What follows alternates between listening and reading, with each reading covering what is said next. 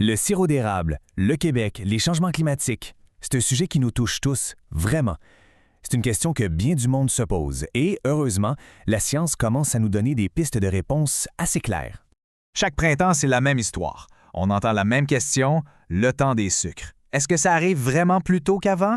Est-ce que c'est juste une impression? Ou est-ce que le calendrier de nos érablières est carrément en train de changer? Eh bien, des chercheurs ont décidé de se pencher là-dessus pour en avoir le cœur net. Et l'enjeu, il est énorme. On parle de bien plus que juste la tradition de la cabane à sucre, même si on adore ça. Faut pas oublier qu'au Québec, on produit environ 75 du sirop d'érable mondial. C'est un pilier de notre économie, de notre culture, un pilier qui, au fond, dépend à 100 de la météo. Alors, pour essayer de voir ce que l'avenir nous réserve, il faut regarder comment les scientifiques s'y sont pris. C'est un peu comme une grande enquête, une investigation climatique qui a duré plusieurs années. Bon, la clé de tout, le secret de la coulée, c'est le fameux cycle de gel-dégel. C'est vraiment ça, le moteur. Imaginez que l'arbre, c'est comme une pompe naturelle. Quand il fait froid la nuit, en bas de zéro, ça crée une sorte de succion dans l'arbre. Puis le jour, quand ça se réchauffe au-dessus de zéro, la pression s'inverse et ça pousse la sève, notre précieux eau d'érable, vers l'entaille. C'est simple, pas d'alternant gel-dégel, pas de sirop. Leur démarche s'est faite en 4 grandes étapes, assez logiques. Premièrement, ils ont ramassé les données de production de 121 érablières partout au Québec, sur une période de 13 ans. Deuxièmement, ils ont pris les données météo de ces mêmes endroits pour voir s'il y avait des liens.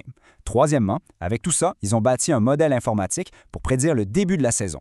Et finalement, ils ont utilisé ce modèle-là pour faire des projections dans le futur en se basant sur 77 scénarios climatiques différents. C'est du solide, hein? Ça assure que l'étude est rigoureuse. OK, tout ça nous amène au résultat. Alors, qu'est-ce que ces modèles-là nous disent sur l'avenir de notre temps des sucres? La vraie question, la grosse question, c'est si on se projette loin, très loin, jusqu'à la fin du siècle, à quoi va ressembler notre saison des sucres? Le chiffre qui ressort de toute cette analyse, le voilà. 15 à 19 jours. 15 à 19 jours. Mais qu'est-ce que ça veut dire concrètement? Eh bien, ça veut dire que d'ici la fin du siècle, la saison des sucres pourrait commencer, en moyenne, entre 2 et presque 3 semaines plus tôt qu'aujourd'hui. On parle d'un changement vraiment majeur dans notre calendrier. Là, on se pose tout de suite une question, c'est logique. Si la saison commence plus tôt, est-ce qu'elle va être plus courte? Est-ce qu'on risque de produire moins? C'est une crainte bien réelle. Et la réponse des modèles est assez surprenante en fait. Le changement prévu pour la durée totale de la saison, c'est juste ça. 1 à 2 jours.